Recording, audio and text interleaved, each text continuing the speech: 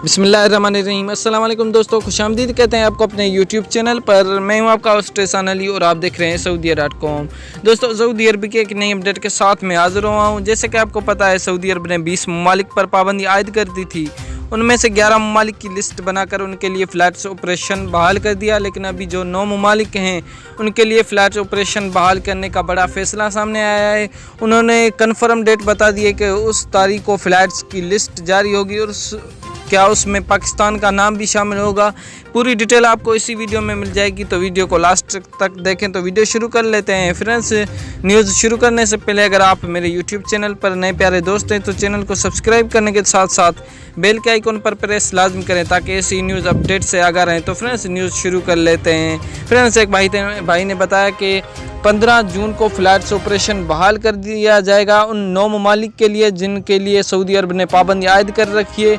लेकिन उन 9 ममालिक में जो ग्रुप बनाएगा सऊदी अरब, क्या उसमें पाकिस्तान का नाम भी होगा, उसकी कोई कन्फर्म खबर नहीं है, क्योंकि सऊदी अरब की जो कमेटी है वो उन ममालिक पर नज़र रखे हुई है कि जिन ममालिक पर कोरोना वबा का असर ज़्यादा है। लेकिन पाकिस्तान में तो उसके असरात कम हो रहे हैं और पाकिस्तान में एस्ट्राजेनेका वैक्सीन और फाइज़र वैक्सीन का इस्तेमाल ज़्यादा हो रहा है, क्योंकि ये अभी पाकिस्तान में दोनों दस्तयाब हैं।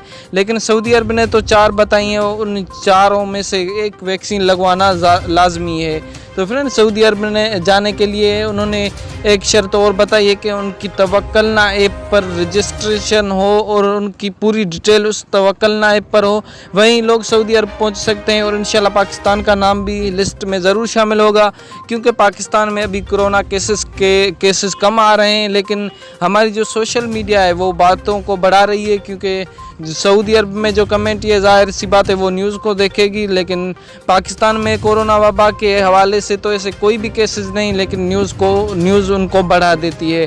तो इंशाल्लाह केसेस भी कम हो रहे हैं, इंशाल्लाह जल्दी फ़्लाइट ऑपरेशन बहाल हो जाएगा और उस लिस्ट में पाकिस्तान का नाम भी शामिल होगा।